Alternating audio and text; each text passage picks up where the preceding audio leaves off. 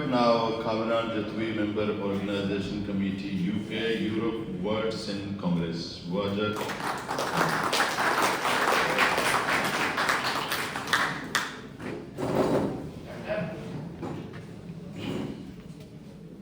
सबसे पहले मैं शुक्रिया अदा करता हूँ BRP की क़यादत का, जिन्होंने वर्ल्ड सिंध कांग्रेस को अपने प्रोग्राम में इनवाइट किया। और मैं आप सब नौजवानों का, दोस्तों को अप्रिशिएट करता हूँ कि आप अपने वर्किंग डे में आप इस प्रोग्राम में जो है वो शरीक हुए हैं। मेरे महबूब दोस्तों, तारीख 6000 साल की तारीख है, इर्तिकाई तारीख। उस 6000 साल की इर्तिकाई तारीख में लाखों लीडर्स पैदा हुए, योद्धे पैदा हुए, जवान पैदा हुए, जिन्होंने कुर्बानियाँ दी मुख्तलिफ कौमों में। उन लाखों में से चंद हज़ार लोग ऐसे हैं जो तारीख की मेमोरी में कैद हैं, जो तारीख के पास सेव हैं। उन हज़ारों में से चंद सौ लोग ऐसे हैं, चंद सौ लीडरान ऐसे हैं जिनको आप और हम लोग जानते हैं। लेकिन उन चंद सैकड़ों में से कुछ चंद लोग ऐसे हैं, लीडरान ऐसे हैं, शहीद ऐसे हैं, कुर्बानी देने वाले लोग ऐसे हैं जिनको हम हर मोमेंट में याद करते हैं, हर साल याद करते हैं। और मेरी नज़र में, मेरे पास ऐसी दो मोटिवेशंस हैं। एक है राय ब्याज, एक सिंधी बादशाह था 5वीं सदी में। तो उसकी जो कुर्बानी देने का अंदाज था, जो उसने कुर्बानी दी थी और जो वजह थी, वो इतनी बाकमाल थी।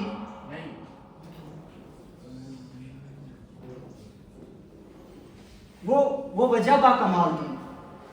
तो हुआ यूं था कि एक गायक था, वो अपना साज लेके जूनागढ़ पहुंचा और जूनागढ़ में बादशाह राय ब्याज के गेट के ऊपर वो साज बजाना शुरू करता है। तो राय ब्याज के जो गार्ड्स होते हैं, जो उसके वजीर होते हैं, वो उनको उठाने की कोशिश करते हैं। लेकिन वो मुतालबा करता है कि मैं सिर्फ एक बार अपना साज जो है वो बादशाह को सुनाना चाहता हूँ। कुछ हफ्ते उसके एहतजाज धरने के बाद बादशाह सरेंडर करता है, उसको इजाजत देता है कि वो महल में आए। लेकिन साज इस शर्त पर सुनाया जाएगा कि अगर साज बादशाह को पसंद ना आया तो बादशाह उसे कत्ल कर देगा, और अगर बादशाह को पसंद आया तो वो मिरासी, वो म्यूजिशियन, वो आर्टिस्ट जो मुंह से मांगेगा बादशाह उसको वो दे देगा। वो साज लगाना शुरू करता है और बादशाह को साज पसंद आता है। और बादशाह उससे पूछता है कि बीजल, उसका नाम बीजल था, तो बादशाह उससे पूछता है बीजल हुक्म करो तुम्हें क्या चाहिए, क्योंकि मैंने तुमसे जुबान की थी। वो बीजल मुस्कुरा के बोलता है कि मुझे आपका सर चाहिए। सारी महफिल हैरान हो जाती है कि एक मामूली सा सिंगर है, गायक है, म्यूजिशियन है, वो इतने बड़े जूनागढ़ के बादशाह से अपना सर मांग रहा है, जान मांग रहा है, इतना कॉन्फिडेंस। तो बादशाह मुस्कुरा के अपना सर आगे करता है।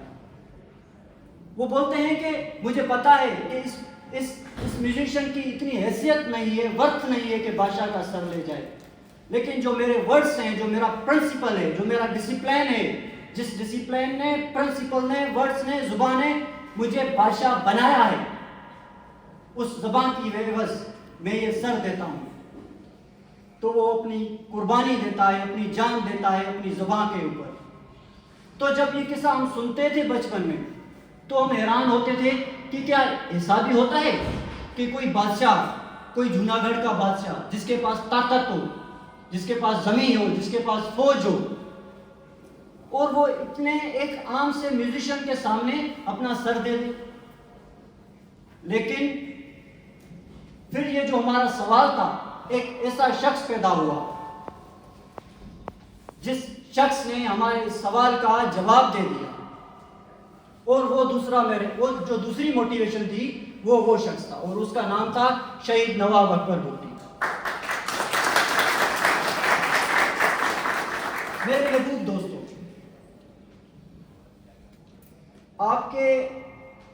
आई विल नॉट कंसीडर, आपके अपने मुख्तलिफ पॉलिटिकल जाविया बैठे हुए हैं इधर, तो मुझे बलोची इतनी नहीं आती, लेकिन मुझे थोड़ी बहुत समझ आती है, क्योंकि नवाब अकबर भुट्टी और मेरे गांव के बीच में सिर्फ एक बॉर्डर है, देरामोड़ का, तो मुझे बहुत अच्छी सी बलोची समझ आती है। तो आपके जो थॉट्स हैं political differences, I will not go on them, but जो नवाब अकबर भुट्टी की मेरी नजर में शहादत का पर्पस था, जो कुर्बानी का पर्पस था, वो बाकमाल था, वो मुनफरद था। उसकी मेरी स्टडी के मुताबिक उसकी कुर्बानी का पर्पस था डिग्निटी, वकार, उसका अपना वकार, उसके कबीले का वकार और उसका कौमी वकार। उसके अपने वकार के जो मिसाल हैं वो तो बाकमाल है, उसके लफ्ज़ों से, उसके जुमलों से, उसके उठने बैठने से, उसकी कचहरी से, उसके गपशप से, उसकी इंटरव्यूज से, वो तो जाहिर होते होते हैं कि जब उसको एक बार 60s में की तारीख में मैंने पढ़ा है कि जब उसको एक सरकारी मुलाजिम बोलते हैं कि जनाब आपको फांसी की सज़ा हुई है और उसके साथ साथ आपको 5 लाख जो है वो जुर्माना भी है, तो वो मुस्कुराते हैं, वो बोलते हैं अगर मुझे आप फांसी दे दोगे तो ये 5 लाख जुर्माना आपको कौन देगा। द ब्रेवनेस, ब्रेवटी, उनका वकार, उनकी शख्सियत का, कि वो बोलते हैं कि मुझे पता है कि मुशर्रफ ने डिसाइड कर दिया है कि वो मुझे शहीद करेंगे, वो मुझे मारेंगे, लेकिन खबरदार, मरने का तरीका मैं खुद तैयार करूंगा, खुद बनाऊंगा, ये मैं डिसाइड करूंगा कि मुझे कैसे मरना है। उनका वकार, एक बनिया, एक कारोबारी शख्स, वो उनको एक हार पहनाते हैं तो वो उनका कद जो होता है वो छोटा होता है, तो वो मुस्कुरा के बोलता है कि I am not born to bow down myself, मैं झुकने के लिए पैदा नहीं हुआ हूं। दीज आर द थिंग्स जो उनका वकार था। और जब वो कौमी डिग्निटी के ऊपर आते हैं, तो जो उनके मेरा एक दोस्त था, दोस्त तो नहीं था लेकिन जानने वाला था, एक पंजाबी था, तो वो बोलता है, हमारी जब डिस्कशन हो रही थी तो वो बोलता है नवाब अकबर भुट्टी ने तारिक एक सहाफ़ी को इतनी बड़ी 14 नुक्तों की लिस्ट दी थी मुतालबों की, तो वो इतनी बड़ी लिस्ट थी, तो मैंने कहा अभी बलोचों ने उस लिस्ट को आपकी आसानी के लिए छोटा कर दिया है, सिर्फ एक मुतालबा कर दिया है। तो जो उनका जो डिग्निटी थी, नेशनल डिग्निटी, उसमें सबसे पहले जो उनका मुतालबा था वो नेशनल आइडेंटिटी था, कि भाई दुनिया में कौन क्यों हमें जाने कि हम पाकिस्तानी हैं, हालांकि हम बलोच हैं, हमारी नेशनल आइडेंटिटी है, हमारी शनाख्त है बलोची, हमारी जुबान है, हम जहां भी जाएंगे, जिधर भी जाएंगे, वो बलोची शनाख्त के साथ जाने जाएंगे। जो दूसरा उसके डिग्निटी का, वकार का जो दूसरा पिलर था वो था ऑटोनॉमी, फ्रीडम, कि ये बलोचिस्तान जो है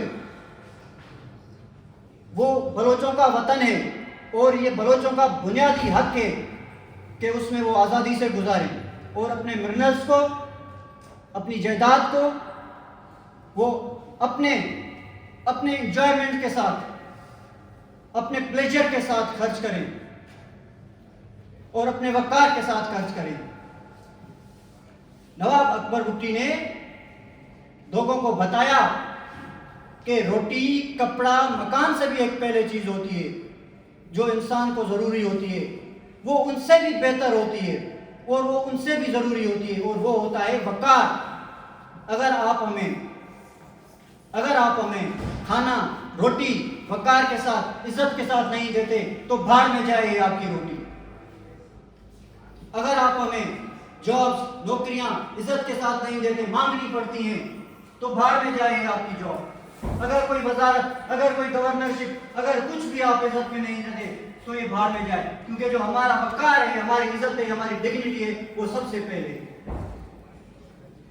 तो मेरे बलोच भाइयों, मैं मानता हूं कि नवाब अकबर भुट्टी जितना बलोचों का लीडर था उतना ही सिंधियों का लीडर था, क्योंकि उनकी पैदाइश भले सुई में हुई हो, डेरा बुट्टी में हुई हो, लेकिन उनकी परवरिश जो थी वो अल्लामा आय काजी के घर में हुई थी, एक के ब्रोही के पास हुई थी।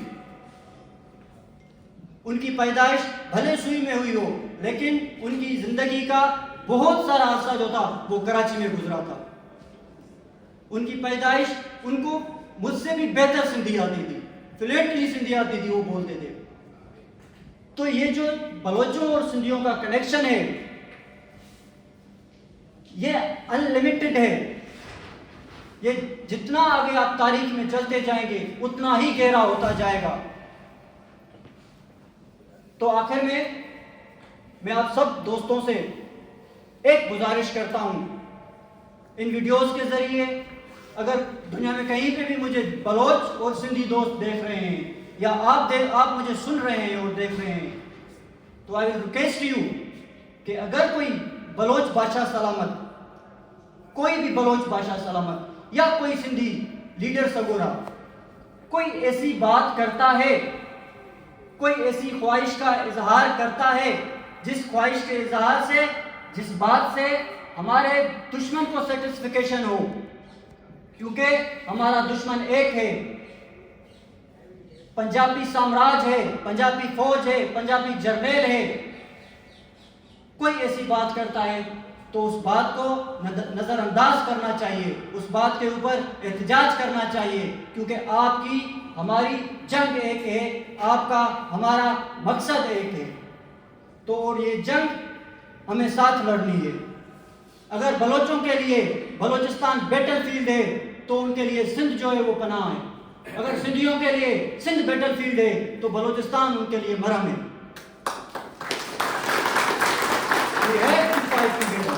Thank you very much. शुक्रिया।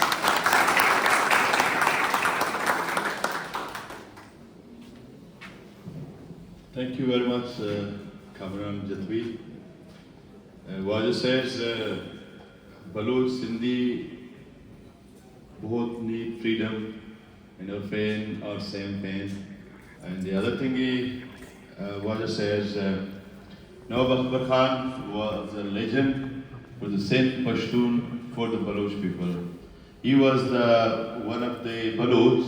He always fight against Pakistan, Baloch identity, and Baloch, the Pakistani state doesn't understand what the Baloch want exactly. So Baloch, even Sarmachar are fighting, or Sindhi fighting, or Pakhtun fighting, they need their identity. If there's no identity, no one knows us. Today we're all here, Baloch, Sindhi brothers, and others. But identity is most important. If you have no identity, no one knows you. The problem is in these foreign countries, if you say I'm Baloch, nobody says, where's Balochistan? Are you? We're the same. But the most important thing, Pakistan still does not understand what the Baloch want. Our problem is, Baloch problems, Sindhi problems, we need our identity be shown in the world. We are the nation. Thank you very much. Now on